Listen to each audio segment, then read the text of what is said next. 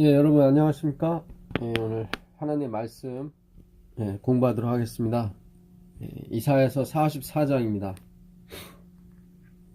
나의 종 야곱, 내가 택한 이스라엘아, 이제 들으라. 너를 만들고 너를 모태에서부터 지어낸 너를 도와줄 여호와가 이같이 말하노라. 나의 종 야곱, 내가 택한 여수로나 두려워하지 말라. 예. 40장부터는 위로의 말씀이라고 전해드렸습니다. 그래서 66장까지 이사야가 가는데요. 결국 새하늘과 새 땅, 신천 신지까지 가는 그런 여정을 40장부터 66장까지 그려내고 있습니다. 하나님께서 우리를 모태에서부터 지어내시고 모태에서부터 우리를 부르셨습니다. 6절에도 보시면 6절이 사실은 주제절입니다. 6절이 이스라엘의 왕인 여호와, 이스라엘의 구원자인 만군의 여호와가 이같이 말하노라. 나는 처음이요 나는 마지막이라. 나 외에 다른 신이 없느니라. 내가 시작이고 내가 끝이다. 내가 모든 일을 계획했고 모든 일을 진행할 것이며 마무리를 할 것이다. 그 말씀이죠. 요한계시록에 가보시면 요한계시록에도 같은 말씀이 있습니다. 요한계시록 1장에 가보시면 요한계시록 1장 9절 가보겠습니다. 8절입니다. 주 하나님이 이르시되 나는 알파와 오메가라. 이제도 있고 전에도 있었고 장차 올 자요 전능한 자라 하시니라. 알파는 헬라어의 첫 글자입니다. 오메가는 마지막 글자, 24번째 글자죠. 나는 알파와 오메가다. 이제도 있고 전에도 있었고 장차 올 자다. 그러니까 영원 전부터 영원까지 계신 하나님이십니다.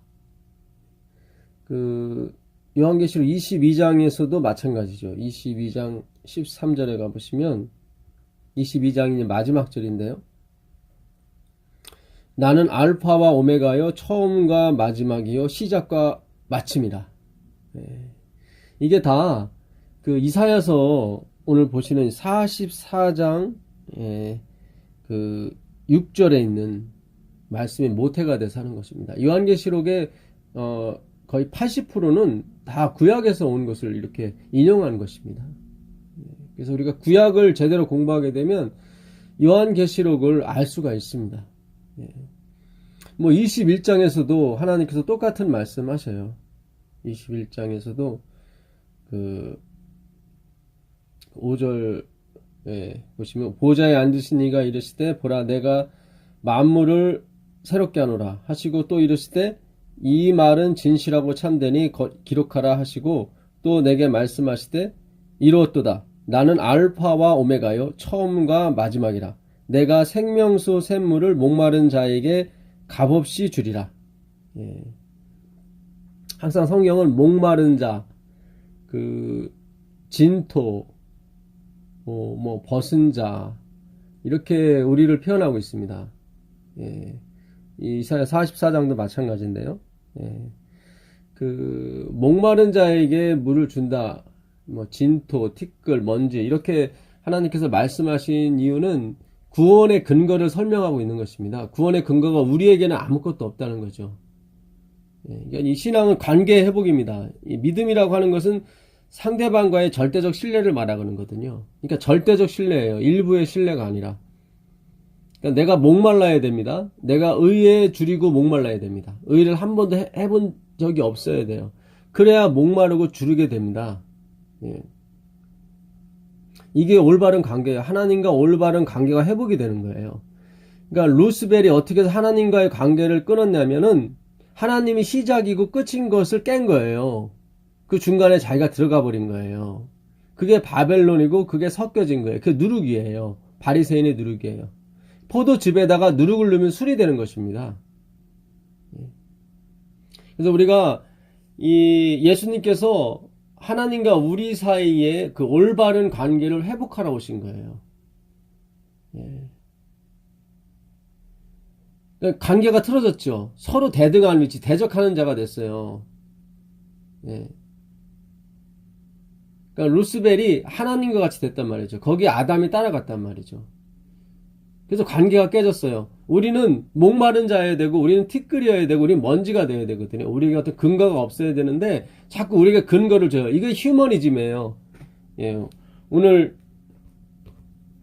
이사야서 44장 24절에도, 13절입니다. 13절에도 보게 되면, 사람을 본따서 만들었다고 그래요. 목공이. 그러니까 우상을 만드는데, 인간이 만든 게 다 마찬가지예요. 이 인본주의에서 시작을 되는 것입니다. 예. 1798년에 프랑스 대혁명이 끝나면서 시민혁명이 끝나면서 결국은 종교는 무너지고 인간이 그 자리를 대신하게 된 거예요. 그게 휴머니즘이고 그게 시민혁명인 것입니다. 예. 우리 크리스찬들은 특히 하나님의 백성들은 신본주의예요. 인본주의가 아니에요. 예. 촛불이 나라를 운영하는 게 아니에요. 하나님이 운영하시는 거죠.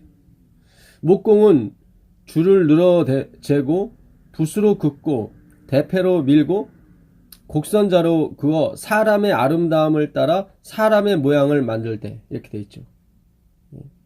집에 두게 하며 그러니까 사람의 아름다움을 따라 사람의 모양을 만드는 것이 우상이에요. 우리는 그리스도의 모본을 쫓아가는 사람입니다. 그리스도의 모본이 무엇입니까? 나는 스스로 아무것도 할 수 없노라. 죽기까지 사람이 돼서 복종하신 분이 누구예요? 하나님의 본체이신 분이에요. 너희 안에 이 마음을 품으라고 했을 때 그런 마음이에요. 그는 하나님의 본체세요. 있으라 하면 있게 되고 모든 능력의 근원이 되시는데 그분이 사람, 아무것도 할 수 없는 사람이 되시는 거예요. 죽기까지 그렇게 하신 거예요. 그래서 사탄은 계속 나는 네가 하나님의 아들인 줄 아노라 하고 계속 유혹을 한 거예요. 만일 내가 하나님의 아들이거든 할 때 그 가정법은 실제를 실제로 표현하는 가정법이에요. 그러니까 우리가 뭐 예를 들어서 트럼프 대통령한테 당신이 정말 미국의 대통령이라면 어떻게 일을 그렇게 할 수가 있습니까? 어떻게 그런 말을 할 수가 있습니까? 이럴 때 진짜 대통령한테 대통령이라고 말할 때 쓰는 게 가정법이에요. 헬라어의 가정법. 근데 내가 만일 하나님의 아들이어든 했을 때 그 가정법이 뭐냐면은 실제를 실제로 표현하는 가정법이에요. 가짜를 실제로 표현한 가정법도 있어요. 근데 여기서 쓴 것은 실제를 실제로 표현한 거예요. 그러니까 마귀도 알아요. 믿음이 있어요. 예. 근데 그 믿음은 그런 믿음이 아니에요. 하나님이 요구하시는 믿음은 그게 아니에요. 우리가 믿어서 하나님께 간 것이 아닙니다. 하나님이 먼저 오셔서 우리에게 믿음을 주신 거예요. 그걸 구원이라고 하는 것입니다. 하나님이 우리 앞에 계시가 돼야 하나님이 우리에게 나타나셔야 믿을 수 있는 거예요. 우리가 어떻게 보지 않고 듣지 않은 일을 어떻게 믿을 수가 있겠습니까? 로마서로 가보시면 로마서 10장을 가보겠습니다. 로마서 10장을 가보시면 10장 14절입니다. 그런즉 그들이 믿지 아니하는 일을 어찌 부르리요? 듣지도 못한 일을 어찌 믿으리요? 전파하는 자가 없이 어찌 들으리요? 보내심을 받지 아니하였으면 어찌 전파하리요? 기록된 바 아름답도다 좋은 소식을 전하는 자들의 발이여 함과 같으니라. 그러니까 우리가 믿지 않았으면 어떻게 이 하나님의 이름을 불렀으며 우리가 듣지 않았으면 어찌 믿었겠습니까?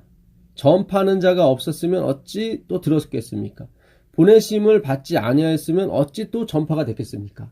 계속 이렇게 뭔가 위로 올라가죠. 누군가 말을 해줬기 때문에 우리가 들었고 그 들은 사람은 누가 보냄을 받았기 때문에 또 전파했고 그럼 맨 위로 올라가면 누가 먼저 말씀하신 거예요? 하나님이죠. 하나님이 보냈기 때문에 전파했고 전파했기 때문에 우리가 들은 거예요. 이 말씀은 우리의 행위를 주장하는 것이 아닙니다. 전도해라. 전도하지 않으면 어떻게 이 구원이 마무리를 칠 수 있겠는가? 그게 얼핏 보면 맞는 것 같지만 인간 행위를 조장할 수 있는 근거가 될 수가 있어요. 그렇지 않아요. 지금 이 13절 14절 말씀은 우리가 듣지 않았으면 어떻게 믿었으며, 누가 말하지 않았으면 어떻게 들었으며, 누가 전파하지 않았으면 우리가 어떻게 들었으며, 누가 보내지 않았으면 누가 들었겠는가, 믿었겠는가, 그 말씀이에요. 근데 누가 보냈어요? 하나님이 보냈었다 이 말이에요. 그러니까 시작이 하나님이에요. 마무리도 하나님이시라니까요. 그 5절 보겠습니다. 5절 보시면, 모세가 기록하되 율법으로 말미암는 의를 행하는 사람은 그 의로 살리라 하였거니와, 그러니까 율법으로 행위로 말미암는 의를 행하는 사람, 율법을 지켜서 구원을 얻으려고 하는 사람은 그 의로 한번 살아봐라. 너희가 구원을 받을 수 있으면 그렇게 한번 해봐라. 그런 뜻입니다. 믿음으로 말미암는 의는 이같이 말하되 내 마음에 누가 하늘에 올라가겠느냐 하지 말라. 그러니까 우리가 열심히 하늘을 사닥다리를 타고 올라가서 구원 얻는 게 아니라 이 말이에요. 그러니까 누가 하늘에 올라가겠느냐 하지 말라는 거예요. 올라가겠다 하면 그리스도를 모셔 내리는 것이요, 혹은 누가 무저갱에 내려가겠느냐 하지 말라. 지옥으로 또 내려가서 뭐 구원 얻는 것도 아니에요. 올라가고 내려가서 구원 얻는 것이 아니라고 바울은 말하는 거예요. 그게 믿음으로 말미암은 의예요. 행함으로 말미암은 의는 내가 하늘까지 올라가거나 땅 밑까지 내려가는 거예요. 그러면서 8절에 그러면 무엇을 말하느냐, 말씀이 내게 가까워 내 입에 있으며 내 마음에 있다 하였으니 곧 우리가 전파하는 믿음의 말씀이라. 결국 말씀으로 구원을 얻는다는 거예요. 그러니까 하나님이 우리에게 계시가 되어, 우리가 하나님이 우리 앞에 나타나셔야 우리가 믿을 수가 있어요. 그 하나님이 어떻게 계시냐면, 자신을 드러내시냐면 특별 계시로 그분이 드러내십니다. 그래서 의라고 하는, 이 라이처니스 의라고 하는 것은 그 주요 내용이 믿음이에요. 그러니까 하나님이 우리에게 의를 주시는데 그 의의 내용이 뭐냐면 믿음이라 이 말씀이죠.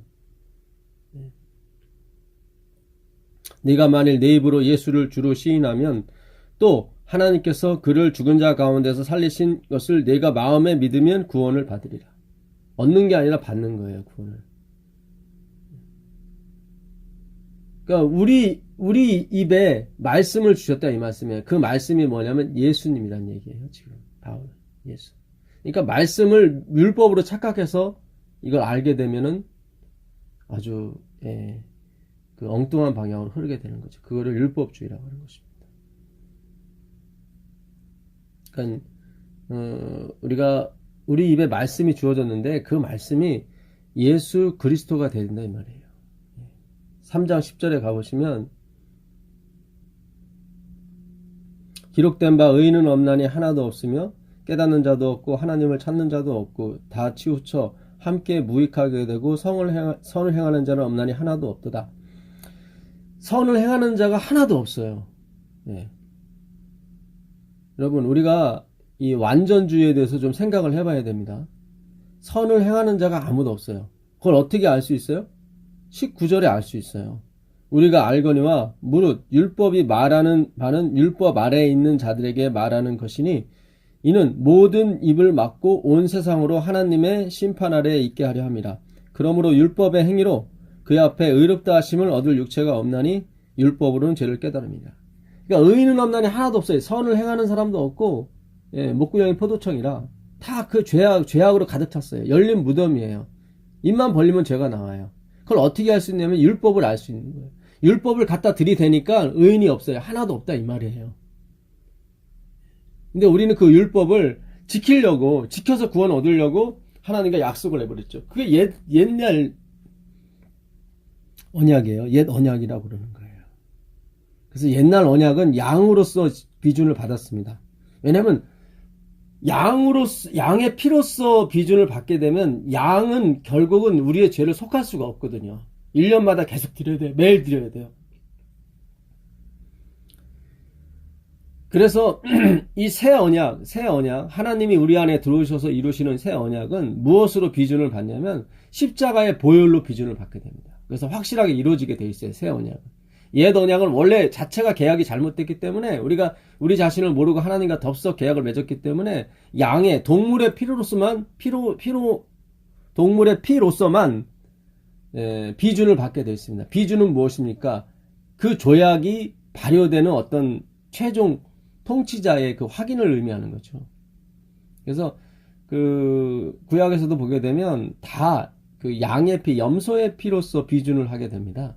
그 얘기는 뭐냐면 암시적으로 이거는 그림자에 불과하다 그런 뜻이죠. 어떤 실체를 반영하는 상징에 불과한 거예요. 그러니까 거짓이라 이 말이에요. 가짜라 이 말이죠. 예. 다 진짜를 위한 하나의 도구에 불과하다 이 말씀이에요. 그러니까 내가 뭐 지키겠습니다 하는 것도 마찬가지고요. 예. 다 거짓이고 가짜인 것입니다. 그것이 옛 언약이에요. 예, 그래서 우리는 이 의를 행할 수가 없습니다. 그 이사야서 그 오늘 44장 그 본장에 그 9절인가요? 예. 9절 보게 되면 우상을 만드는 자는 다 허망하도다. 그들이 원하는 것들은 무익한 것이거늘 그것들의 증인들은 보지도 못하며 알지도 못하니 그러므로 수치를 당하리라. 보아도 보지 못하고 들어도 깨닫지 못하는 거예요. 우상이 그렇고 우상을 만드는 사람이 그래요. 24절도 마찬가지예요. 24절 보시면 네 구속자여 모태에서 너를 지은 나 여호와가 이같이 말하노라. 나는 만물을 지은 여호와라. 홀로 하늘을 폈으며 나와 함께한 자가 없이 땅을 펼쳤고. 예. 그러니까 하나님 홀로 모든 걸 하셨어요. 예. 하시고 자, 17절인가요? 예.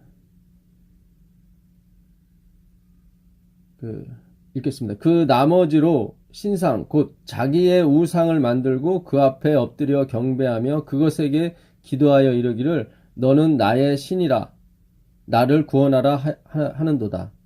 이건 인간들이 만드는 어떤 공력을 말하는 거죠.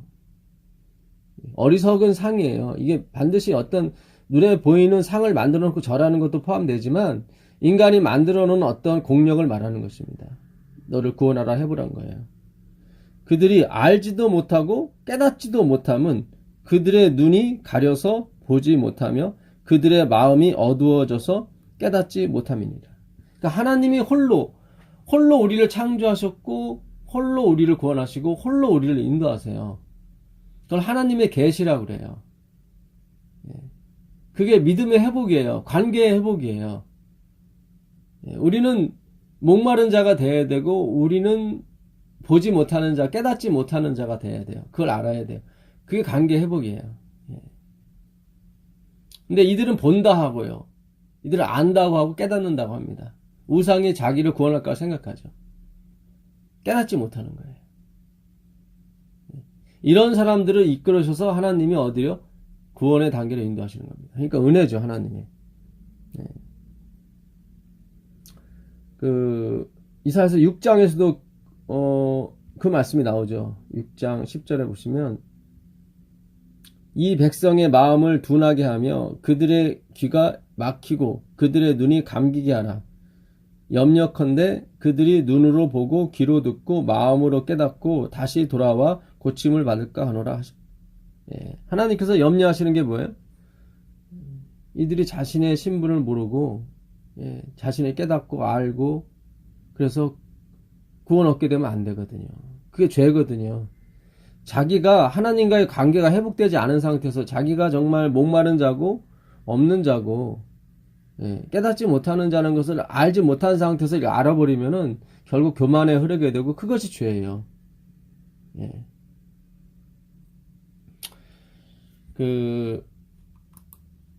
엘렌 G. 화이트이 그 완전에 대해서 이렇게 말씀하신 게 있어요. 그러니까 인간의 그 완전한 육체, 과연 그것이 가능한 것인가?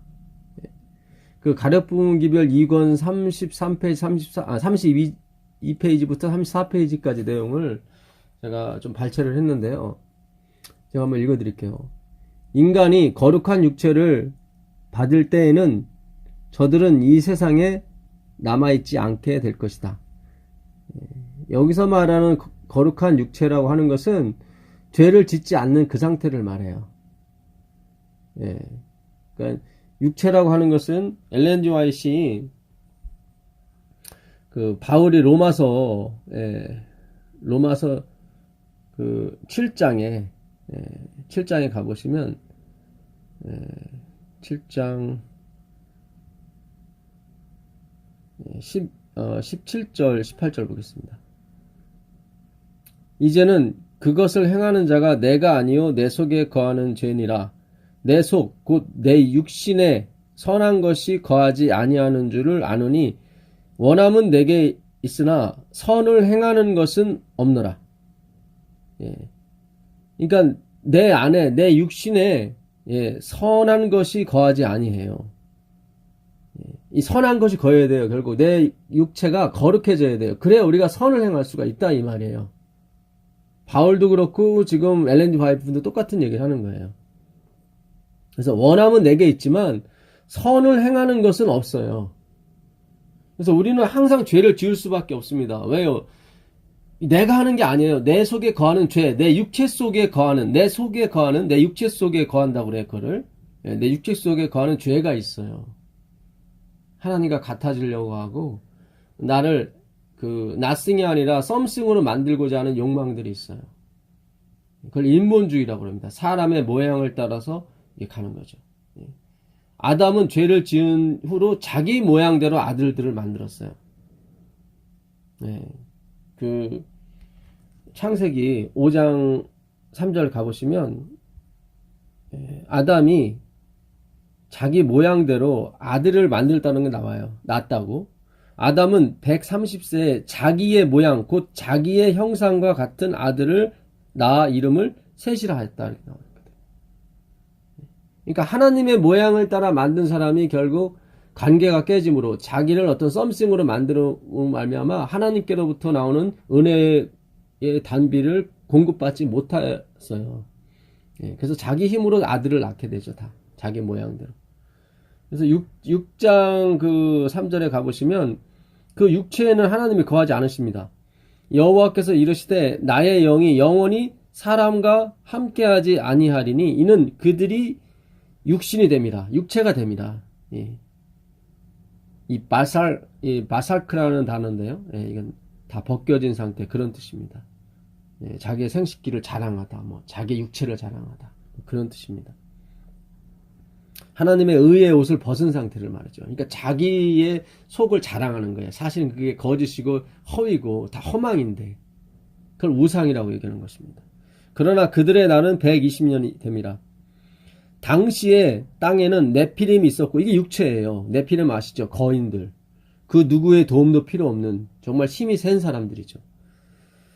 그 후에도 하나님의 아들들이 사람의 딸들에게로 들어와 자식을 낳았으니 그러니까 사람의 모양을 따라 모양대로 지은 그런 사람들이에요. 그들은 용사라. 근데 그 사람들이 용사래요. 기뽀르라는 말인데 엄청난 용사를 말하겠죠. 힘이 센 사람, 지혜로운 사람. 고대에 명성이 있는 사람들이었더라. 그러니까 그 하나님이 내가 사람의 아들들이 사람의 딸들과 결혼하게 되므로 하나님이 그 속에 함께하지 않기로 하셨어요. 그들이 육체가 됐기 때문에 자기들을 자랑하고 자기들의 있는 걸 가지고 마치 신의 것이라 최고의 것이라 자랑하면서 다녔기 때문에 하나님이 함께할 수가 없죠. 그런 관계 회복이 끊어진 거예요. 관계 회복은 뭐예요? 내가 저기압이 되는 거예요. 하나님이 고기압이 되고. 그래야 바람이 불어서 은혜의 단비가 우리 마음속에 뿌려지게 돼서 우리가 새로운 인생을 살게 되거든요. 그게 관계 회복이에요. 아담이 흙이란 뜻이에요. 붉은 흙. 아담은 흙으로 돌아가야 흙인 거예요. 너는 흙이니 흙으로 돌아갈지어다. 아, 이게 흙이었군요. 그게 구원이에요, 여러분. 그게 은혜예요. 근데 우리는 지금까지 계속 내가 흙이 아니라 여러분 새로운 사람이 되어야 됩니다. 계속 그런 강의와 설교에 우리가 파묻혀 살았단 말이죠. 엘렌 G. 화이트도 다 그런 식으로 마치 짜집기 모양으로 편집돼서 우리가 듣고 그랬단 말이죠. 사실은 다 속았어요. 속은 것은 하나님께서 정하신 거기 때문에 어쩔 수 없어요. 하나님께서 그를 허락하셨어요. 뜻이 있어서 그런 거죠. 뜻이 있어서. 우리가 눈물 젖은 빵을 먹어봐야만 그 은혜를, 그 빵의 귀함을 아는 것처럼, 그 자유의 귀함을 아는 것처럼 하나님께서 눈물 젖은 빵을 먹게 하신 거예요. 이 사람들이 다 명성 있는 사람들이 됐어요. 그렇지만 하나님이 함께하지 않으세요. 인간이 하나님께서 주신 은사로 말미암아 하나님과 비록 좀 떨어질지라도 그 선풍기가 그 콘센트에서 떨어져도 금방 멈추지 않는 것처럼 조금은 돌게 돼 있습니다. 조금은 용사처럼, 조금은 명성 있는 사람 될 수 있어요. 그렇지 않아요. 그러나 영원히 그렇지 않아요. 그 창세기 4장에 보게 되면 문명의 기초를 세운 사람들이 있습니다. 아단은 야발을 낳았으니 그는 장막에 거주하며 가축치는 자의 조상이 되었고, 야발은 그 가축치는 문명의 조상이 됐습니다. 이 사람도 문명을 낳은 사람이에요. 그의 아우의 이름은 유발이니 그는 수금과 퉁수를 잡는 모든 자의 조상이 되었다. 악기를 다룬, 음악을 하는 사람의 모든 사람의 그 음악 문명, 그 악기 문명의 조상이 됐어요. 유발이에요. 실라는 두발가인을 낳았으니 그는 구리와 쇠로 여러 가지 기구를 만드는 자의 조상이 되었더라. 그러니까 모든 이 기계 문명의 조상이 두발가인이에요. 이 두발가인, 유발, 야발이 누굽니까? 가인의 후예들 아닙니까? 여러분, 이 세상을 주류를 잡는다고 해서 하나님의 아들이라고 볼 수 없어요. 반면 하나님의 아들 셋은 어떻게 됐습니까? 26절에 셋도 아들을 낳고 그의 이름을 에노스라 하였으니 그때 사람들이 비로소 여호와의 이름을 불렀더라. 셋은 여호와의 이름을 부른 사람이에요. 그도 가축을 쳤고 그도 노래를 했고 그도 뭐 기구나 그런 걸 만든 사람 중에 한 사람이에요. 문명의 혜택을 본 사람 중에 한 사람이에요. 그러나 그는 거기에 빠지지 않았어요. 여호와의 이름을 항상 그의 그 생명의 기둥으로, 신앙의 기둥으로 삼았던 사람입니다. 그래서 바울이 육체라고 얘기했을 때 우리 육체 속에는 이 선한 것이 거하지 않는데요. 그것 때문에 죄가 나오는 거예요. 자, 우리가 그래서 이 거룩한 육체, 죄가 나오지 않는 육체를 가진 것은 우리가 이 땅에 거하지 않을 때나 가능하다 이야기예요. 그러니까 이 땅에 거할 때는 우리 안에 죄가 그대로 있는 것입니다. 인간이 거룩한 육체를 받을 때에는 저들은 이 세상에 남아있지 않게 될 것이다. 그렇죠? 하늘로 데려감을 입을 것이다.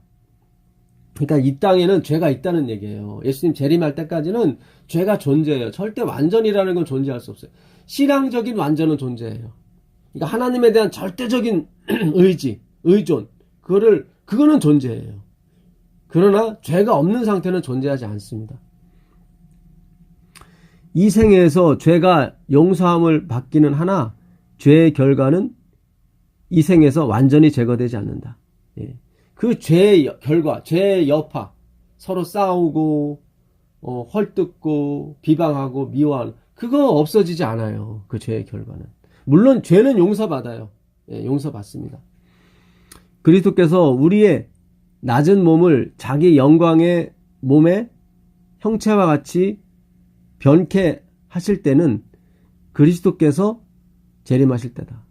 그러니까 우리가 정말로 이 욕된 이 부정한 우리가 정말로 깨끗한 육체를 입게 돼. 여기서 말하는 깨끗한 육체는 여러분이 착각하지 않길 바라요.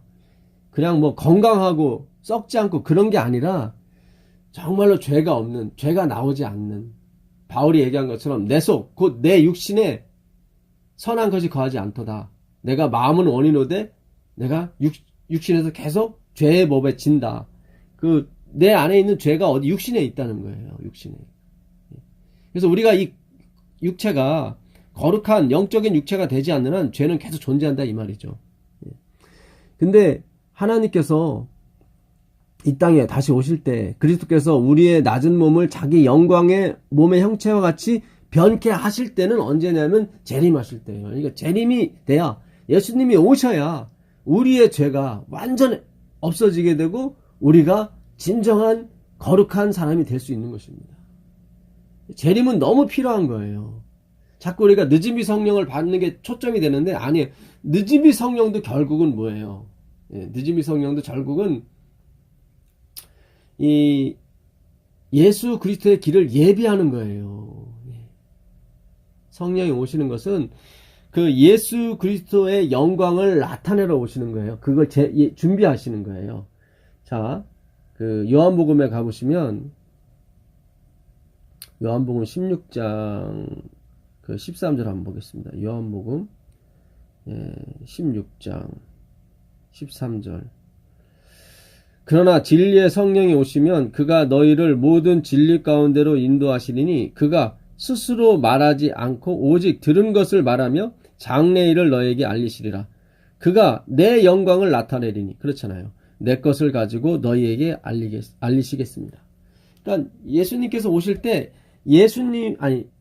성령께서 우리에게 충만히 임할 때 뭐가 이 전제 조건이 되냐면 그 하나님 말씀이 임해야 됩니다. 임해야 되고, 그 다음에 두 번째 뭐냐면 그 말씀이 예수 그리스도의 영광이에요. 영광. 예. 오늘 그 이사야서 44장에도 그 말씀이 있죠. 44장 보시면 이사야 44장 가보겠습니다.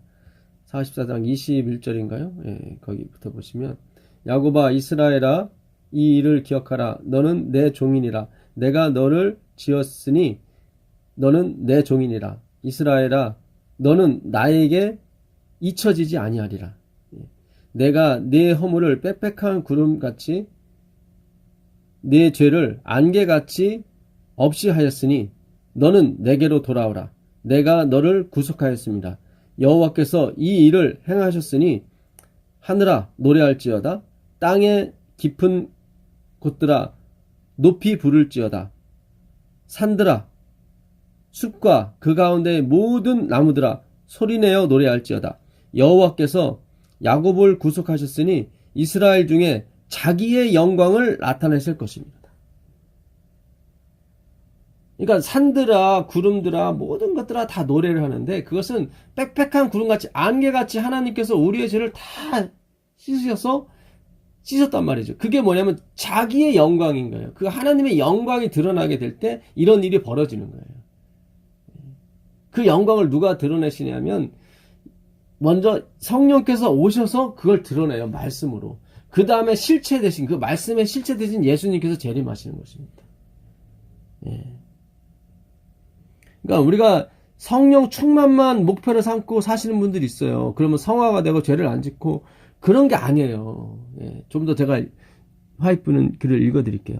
마음으로는 그게 돼요. 되지만 육체는 예수님이 오시기 전까지는 계속 죄가 존재한다니까요. 이 운동에 참가하던 어떤 사람들은 바른 정신으로 돌아오게 되었으며, 그러니까 막 행위로 막 거룩해지고 구원 얻으려고 하는 그런 운동에 참가했던 잘못된 길을 갔던 사람들이 돌아오게 됐어요. 화이프인의 권면을 받고 저들이 미혹당한 사실을 깨닫게 되었다. 어떤 이들은 매우 훌륭하고 정직한 사람들이었으나 성화된 육체가 죄를 지을 수 없다는 생각으로 사단의 올무에 걸려들게 된 것이었다. 그러니까 거룩한 성결한 이 땅에서 우리가 성결한 육체, 예수님의 재림 없이 성결한 육체가 되면 뭐 성령을 충만하게 받든 뭘 받든 그 죄를 지을 수 없다는 생각으로 살았던 사람들이 있어요. 그 사람들은 정직한 사람이고 훌륭한 사람들이었는데 저들은 사실은 사단의 올무에 빠져든 거예요. 그러니까 물론 성령이 충만하게 되면 우리가 죄를 짓지 않겠죠. 그러나 우리 안에 있는 이 거룩한 육체는 될 수 없어요. 계속 뭐예요? 속된 육체가 돼요. 이 속된 육체가 진정으로 변하게 될 때는 예수님 재림할 때예요. 더 근본적으로 말씀드리면 예수님이 오셔야 죄가 없어지는 것입니다. 오셔야. 그 예수님이 오신다는 소식을 그 하나님 백성들에게 완전히 주지시켜 주시고 완전히 우리 마음속 깊이 새겨 주시는 분이 성령 하나님인 거예요. 그분이 말씀으로 우리 안에 그렇게 기록해 주십니다. 예. 그래서 재림이 우리의 마지막 영광의 휘날레가 되어야 됩니다. 재림을 기다리지 않고 성령만 기다리시는 분이 많아요. 그렇지 않아요. 재림이, 성령이 오시는 이유도 재림을 준비하기 위해서 오시는 거란 말이죠. 예. 저들은 강한 고집을 내세움으로써, 예. 그러니까 이 땅에서 우리가 성화된 육체가 돼서 죄를 지을 수 없다는 생각을 갖게 하는 거, 이거는 사단의 올무에 걸려 들어가는 것입니다. 지금 많은 사람들이 사단의 올무에 걸려 들어가서, 특별히 제7일 안식 예수 재림교 교우들이 일부 있긴 하지만 이 성화된 육체를 가지기 위해서 얼마나 뭐 산속으로 들어간다든가 뭐 어떻게 하다든가 뭘 먹는다든가 뭘 안 먹는다든가 막 이렇게 해가지고 엉뚱한 방향으로 계속 가고 있어요. 이 방송을 좀 많이 다른 분들이 들었으면 좋겠어요. 우리의 진정한 성화의 결정체는 예수 그리스도의 재림인 것입니다. 물론 성화가 있어요. 그건 신앙의 성화를 말하는 거예요. 우리 마음의 성화를 말하는 거예요. 하나님에 대한 절대적 항복, 굴복, 만세를 부르는 것입니다. 그분의 은혜 앞에서 우리가 갖고 있었던 어떤 거치장스러웠던 어떤 공력들, 나의 가치관, 그런 것들이 다 무너져 내리는 거예요. 항복하는 거예요. 그걸 진정한 성화라고 하는 것입니다. 육체의 성화가 아니라. 저들은 강한 고집을 내세움으로써 하나님의 고귀한 사업에 치욕을 끼치는 사람들이 되었다.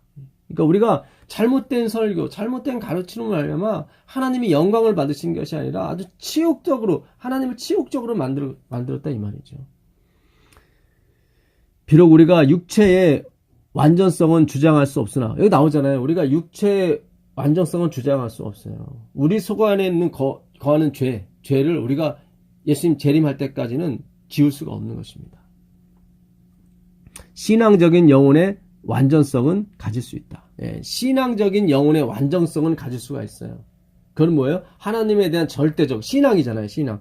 믿고 바라보는 거예요. 하나님이 계시하신 그 말씀을 끝까지 믿고, 예, 그분에게 모든 것을 항복하고 맡겨서 의존하는 형태, 그것을 신앙의 우리의 완전성이라고 얘기하는 것입니다. 그래서 우리는 의존적 완전성을 갖고 있는 사람들이에요. 하나님 없이는 완전해질 수가 없어요. 우리들이 의존하는 것은 인간이 할 수 있는 일이 아니다. 그러니까 우리들이 의존하는 것은 인간이 할 수 있는 어떤 공력이라든가 어떤 선행이라든가 착한 일이라든가 그런 게 아니란 말이죠.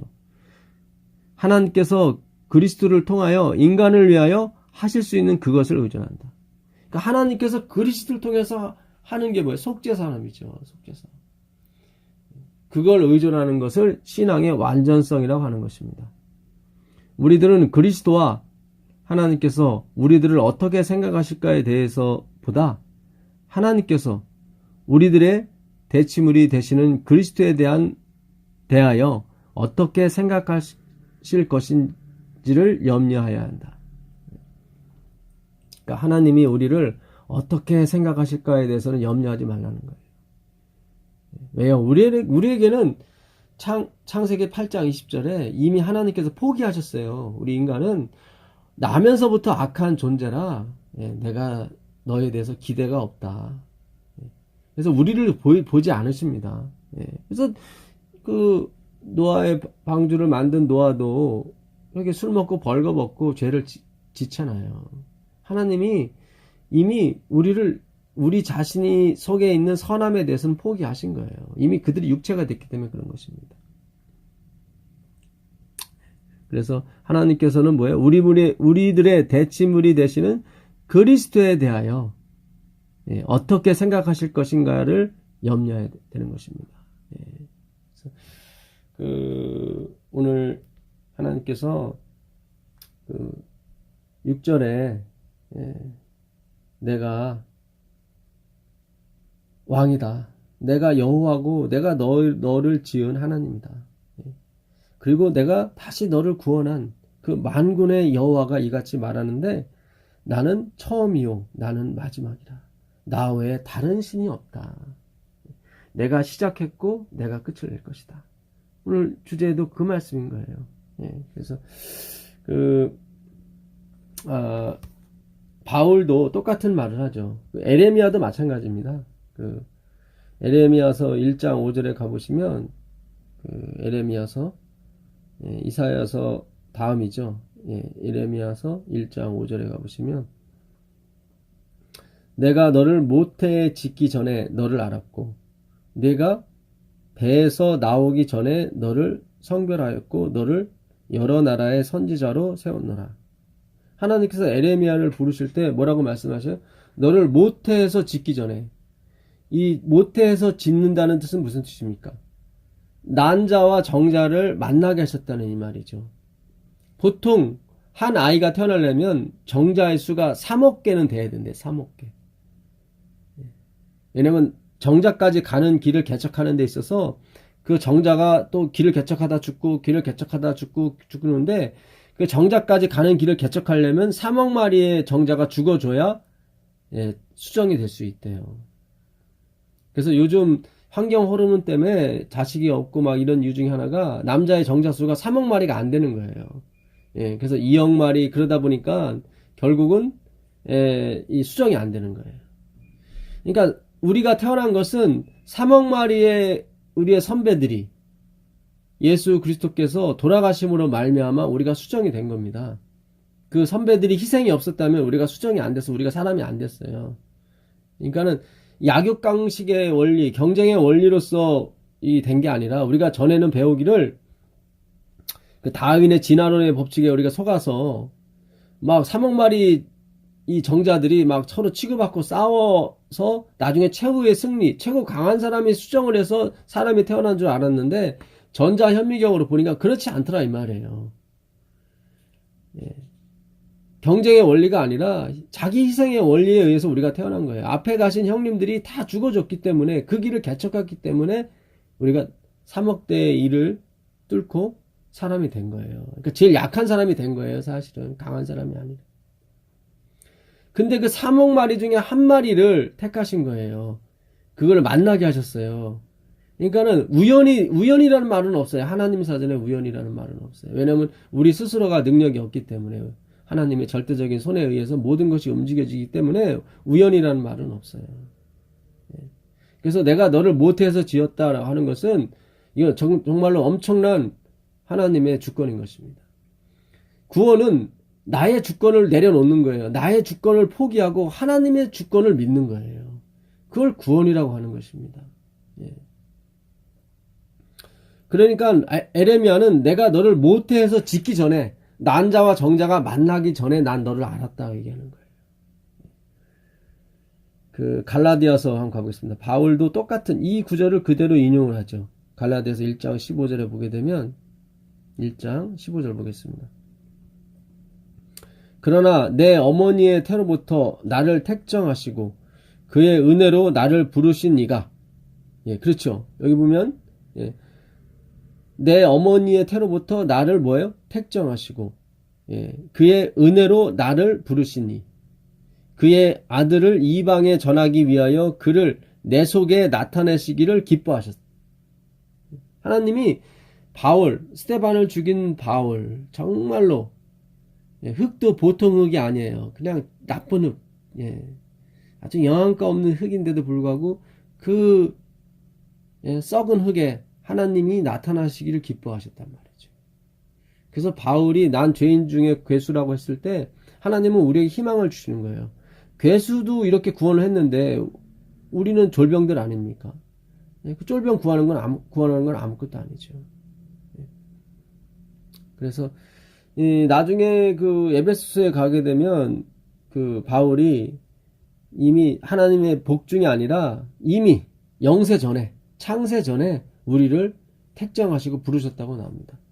곧 1장 4절입니다. 곧 창세 전에 그리스도 안에서 우리를 택하사 우리로 사랑 안에서 그 앞에 거룩하고 흠이 없게 하시려고 그 기쁘신 뜻대로 우리를 예정하사 예수 그리스도로 말미암아 자기의 아들들이 되게 하셨으니 이는 그가 사랑하시는 자 안에서 우리에게 거저 주시는 바 그의 은혜의 영광을 찬송하게 하려 하신 것이라. 그 43장 이사야 43장 21절에 내가 이 백성을 내가 내 노래를 내 찬송을 부르게 하려고 지었다고 말씀하셨거든요. 마찬가지로 지금 그 이사야 43장 21절의 내용을 그대로 복사하는 거예요. 에베소서 구약에 있는 말씀을. 그래서 이미 그 계획을 영세 전에, 창세 전에, 영원 전부터 그걸 가지고 계셨었는데 어떻게 해요? 그리스도 안에서, 예수 안에서 그 사랑하시는 자 안에서 우리를 거룩하고 흠이 없게 하시려고 우리를 부르시고 택정하신 거예요. 그러니까 이 예정론을 잘못 알아서 막 엉망으로 살아도 된다는 말은 그 성경에 근거하지 않는 예정론입니다. 이 하나님의 예정론은 하나님께서 예수 그리스도를 통해서, 그러니까 십자가의 보혈을 통해서 이미 우리를 어떻게 해요? 예정하시고 택정하셔서 거룩하고 흠이 없게 하시려고 우리를 부르신 거예요. 그래서 우리가 예수 안에 있으면 반드시 죄사함을 얻게 되고 거룩하고 흠이 없는 삶을 살게 되어 있습니다. 그 약속을 언제 이루세요? 재림 때 이루시는 것입니다. 재림 때. 그 전까지는 우리가 정말로 조심해야 되고 정말로 그리스도의 손을 붙잡기 위해서 정말로 우리가 우리의 모든 신령과 진정을 다해야 될 줄 믿습니다. 그 44장 오늘 조금만 마무리하고 다음 시간에 44장 그 두 번째 시간을 해야 될 것 같습니다. 고레스 부분, 예루살렘 성전에 중건돼야 되는 부분에 대해서 우리가 좀 더 공부를 해야 될 거라 생각합니다. 44장 보시면 우리 그러니까 13절 보겠습니다. 목공은 줄을 늘어 재고 붓으로 긋고 대패로 밀고 곡선자로 그어 사람의 아름다움을 따라 사람의 모양을 만들어 집에 두게 하며 그는 자기를 위하여 백향목을 베며 디르사 나무와 상수리 나무를 취하여 숲의 나무를 가운데에서 자기를 위하여 한 나무를 정하며 나무를 심고 비를 맞고 자라게도 하느니라. 그러니까 사람들이 그 우상을 만들기 위해서 나무를 심고 좋은 나무를 심고 그걸 기르고 막 열심히 하는 거예요. 그래서 나중에 그 나무가 자기를 구원해 주기를 비는 거죠. 여러분, 그 나무를 가지고 어떤 사람의 모양을 따라서 아니면 짐승과 버러지 모양을 그 지을 때 얼마나 노력과 땀과 수고가 있겠습니까? 생각을 해보세요. 저는 그쪽에 자주가 없어서 그렇게 우상을 막 이렇게 칼로 자르고 이렇게 깎고 하시는 대패하고 이렇게 만들어지는 부분이 되면 신기해요. 그렇게 피와 땀을 흘려서 만든 우상인데 그것은 뭐예요? 반은 어떤 때는 사람을 뜨겁게 하거나 데거나 밥할 때 땔감으로 쓰는 그런 종류였단 말이죠. 근데 그것이 어떻게 우리를 구원하게 됩니까? 구원할 수가 없죠. 그것은 눈에 보이는 우상뿐만 말씀드리는 것이 아니라 우리가 쌓으려고 하는 그런 공력들, 착한 일, 선한 일을 함으로써 내 가치를 높이려고 하는 그런 모든 것의 허망함에 대해서 하나님께서 지금 우리에게 경고하시는 것이고 또한 우리에게 교훈하시는 것입니다. 그럼에도 불구하고 하나님께서 이렇게 보지도 못하고 알지도 못하고 듣지도 못하는 우리들을 하나님께서 택하시고 부르셔서 어떻게 해요? 믿게 하시고 알게 하시고, 이 구원이라고 하는 것은 하나님에 대한 알을 얘기하는 것입니다. 그 알은 말씀을 통해서만이 가능한 거죠. 그래서 당신이 시작했고 당신이 진행하시고 그런 모든 계획들을 끝을 내시는 하나님으로 우리에게 소개하시는 거예요. 이 44장.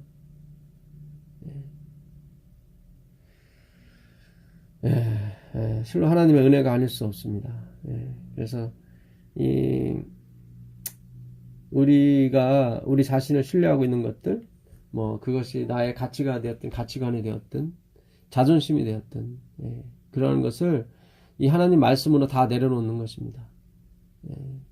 인생을 포기하라는 말씀이 아닙니다. 아까 엘렌 화이트의 말씀처럼 나 자신이 할 수 있는 일을 의존하는 것이 아니라 하나님이 그리스도를 통해서 하실 일을 의존하는 것입니다. 하나님의 기대를 갖게 되길 바라겠습니다. 하나님이 하시는 일에 대한 기대를 놓지 않게 되시길 바라겠습니다. 분명히 하나님께서 이루시고 우리에게 기쁨으로 존재하시며 기쁨으로 당신의 영광을 나타내시기를 즐겨하실 줄 믿습니다. 그래서 하나님은 우리의 마음속 깊은 데서 우러나오는 감사와 찬송을 받기를 원하십니다. 그래서 우리를 지으신 것이고 그래서 우리를 구속하신 것입니다. 하나님 혼자 홀로 하셨어요. 오늘 44장 24절에 내가 홀로 이 땅과 하늘을 폈다고 말씀하시잖아요. 그래서 우리가 안식일을 지키는 것입니다. 아무 일도 하지 말라. 너는 창조 때 아무 일도 안 했기 때문에 우리가 아무 일도 안 하는 것입니다. 하나님이 우리를 구원하실 때 우리는 아무것도 안 했거든요. 우리가 아직 연약할 때 경건치 않은 자를 위해서 그분이 돌아가셨단 말이죠. 예. 우리가 경건치 않을 때 그분이 우리를 구원하셨다고. 그래서 내가 지금 경건치 않다고 기억하는 것은 하나님의 은혜인 것입니다. 절대로 여러분들을 목회자분들을 비난하는 것이 아닙니다. 하나님의 은혜를 알자는 거죠. 회개하다. 회개하다는 단어가 메타노에오예요. 메타노에오인데 이 말은 이 메타 초월적인 그런 의미가 있고요. 노에오는 알다라는 거예요. 알다. 회개하라 천국이 가까웠느니라 했을 때 하나님의 마음을 알다. 어떻게 알아요? 초월적인 능력으로 알게 해주세요. 그런데 그것이 명령형이에요. 명령형인데 과거형이 아니라 현재형으로 쓰여 있어요. 현재형으로. 그러니까 이게 과거형으로 쓰여지게 되면 한 번만 회개하면 돼요. 한 번만. 근데 현재형으로 쓰여지게 되면 반복을 의미합니다. 반복을. 그러니까 구하라, 찾으라, 두드리라도 다 현재형이에요. 다 반복이에요. 하나님이 성령을 주실 때까지 끊임없이 구하라는 거예요. 회개하라, 천국이 가까웠다는 얘기도 한 번만 회개하면 된다. 침례받을 때 한 번만 회개하면 된다. 그거 아니에요. 날마다 매시 매분마다 우리는 회개해야 돼요. 뭐 잘못했습니다 외치라는 얘기가 아니라 그런 쪽이 아니에요. 그게 아니라 하나님의 사랑을 알라는 거예요. 우리는 하나님의 그 은혜와 사랑에 대해서 매일매일 목말라 하셔야 됩니다. 그 하나님 그 나를 지으신 나를 창조하신 그 못해서 나를 지으신 이를 만나기 위해서 우리 마음을 예비하셔야 돼요. 준비하셔야 돼요. 이 소망은 하나님 말씀만이 일으켜 세울 수 있고 하나님 말씀만이 이 소망을 갖게 할 수 있는 것입니다. 왜요? 이 말씀은 그 하나님이시고 성령이시기 때문에 그래요. 성령께서 임하신다는 얘기는 말씀이 임하신다는 얘기예요. 오늘도 우리가 이사야 44장을 통해서 하나님의 귀중한 그 언약의 말씀을 들었습니다. 정말로 듣지도 못하고 보지도 못하고 우상에게 가치를 두었던 우리의 인생이었지만 하나님께서 우리를 불쌍히 여기셔서 우리를 부르시고 거룩하게 하시고 당신을 알게 하시는 자리까지 이르게 하셨습니다. 그 은혜를 오늘도 감사드리며 마치도록 하겠습니다. 하늘에 계신 아버지 하나님 감사합니다. 나는 이스라엘의 왕이다. 여호와다. 내가 시작이고 내가 중간이고 내가 마지막이다. 나 외에 다른 신이 없다고 말씀하신 주여 오늘도 우리 인생의 시작이 되시며 끝이 되어 주시옵소서. 예수 그리스도의 이름으로 기도합니다. 아멘.